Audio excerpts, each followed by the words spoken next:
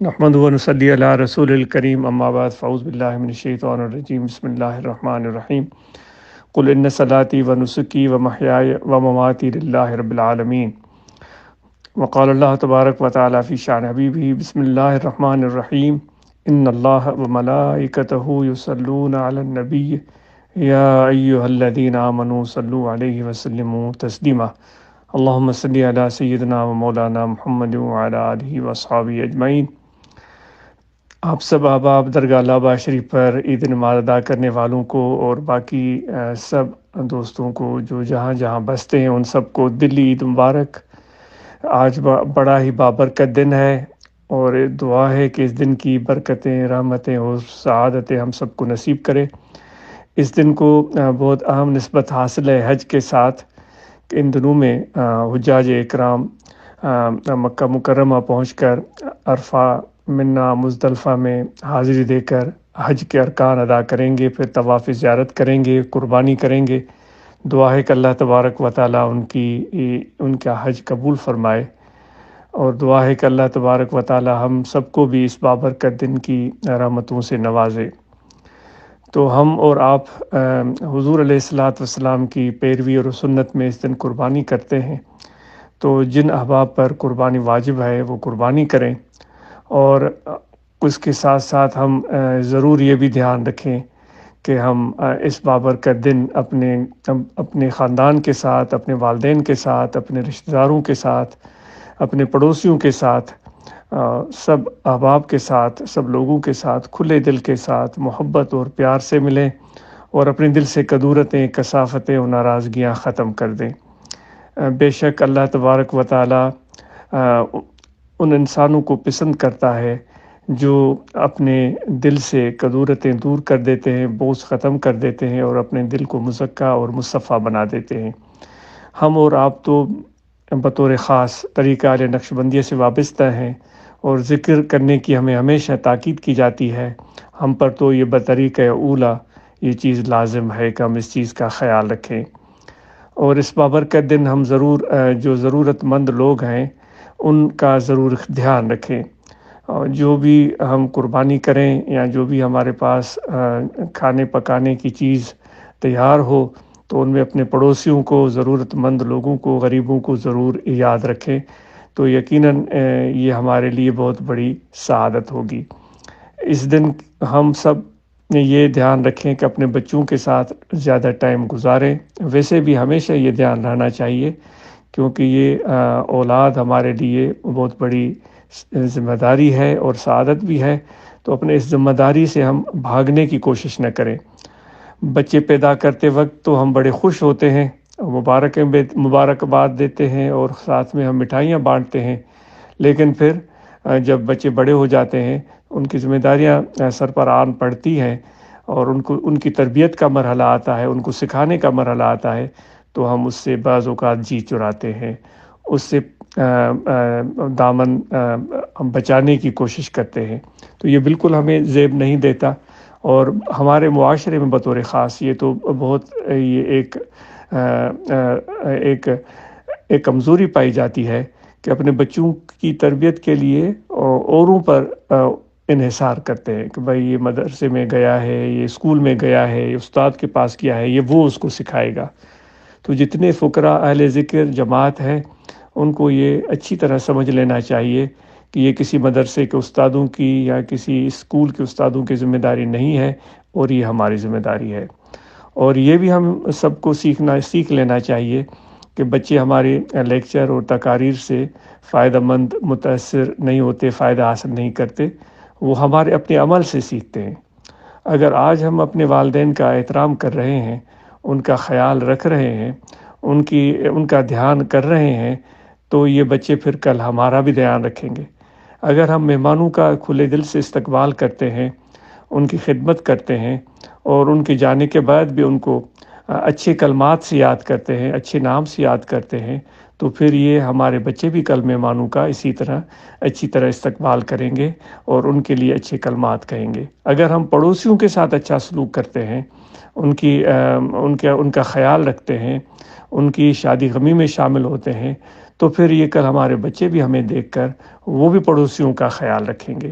اگر ہماری زبان پر میٹھے الفاظ آتے ہیں اور ہم غصے میں بھی اپنے زبان کو قابو میں رکھتے ہیں، اپنے جذبات کو قابو میں رکھتے ہیں اور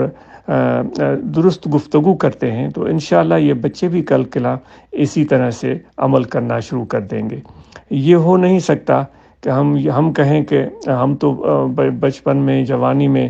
جو چاہے وہ کرتے رہیں، اور ہمارے بچے ہمیں دیکھتے رہیں، اور پھر ہم سارا بوجھ بچوں پر ڈالیں کہ ان کو ٹھیک ہونے کی ضرورت ہے۔ تو یہ ہمیں طریقہ کار درست کرنے کی سخت ضرورت ہے۔ تو آج بچوں کا دھیان رکھیں، بچوں کے ساتھ ٹائم گزاریں اور بچوں کو تفریح کرائیں۔ اچھی جگہوں پر اگر لے جا سکتے ہیں تو کیوں نہیں اپنے فیملی کو لے جائیں، اپنے بچوں کو لے جائیں، تو اس سے یقیناً بچے خوش ہوں گے۔ اور آپ کو تو پتہ ہے حضور علیہ الصلاۃ والسلام جن کی محبت میں آج کی عید ہم منا رہے ہیں، وہ بچوں سے کتنی شفقت فرماتے تھے اور کتنا پیار دیتے تھے۔ تو یہ ہم اور آپ کے اندر یہ وصف پیدا ہونی چاہیے،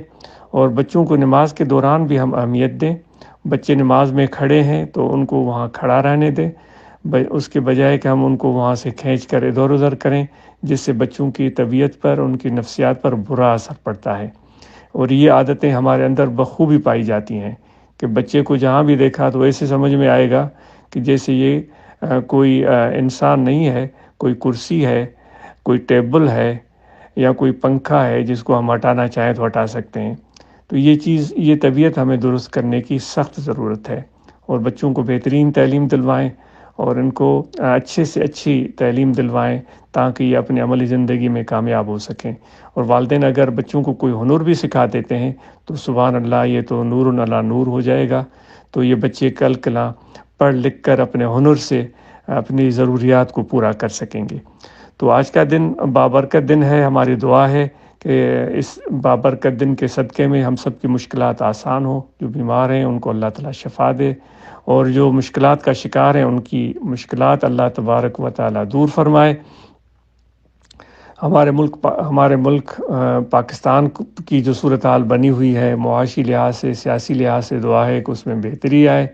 اور ہم اور آپ بھی سیاسی حالات سے باخبر رہیں، لیکن کبھی بھی سنی سنائی باتوں پر بغیر تحقیق کے ہم یقین کرنے کے لیے بالکل بھی تیار نہ ہوں۔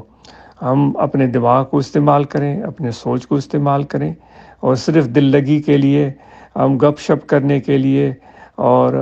اپنے بڑے بول سنانے کے لیے سیاست کو ہم اپنے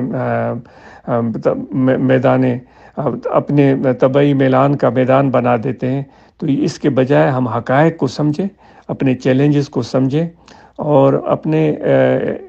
جو بھی الیکشن کا دور آتا ہے تو ضرور اپنا ووٹ استعمال کریں، اور درست طریقے سے ووٹ استعمال کریں،